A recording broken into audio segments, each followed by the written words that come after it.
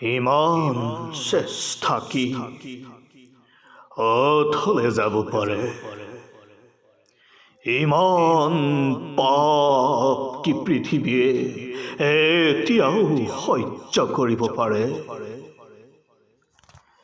মোৰ জন্ম সাধনাৰ সফলতা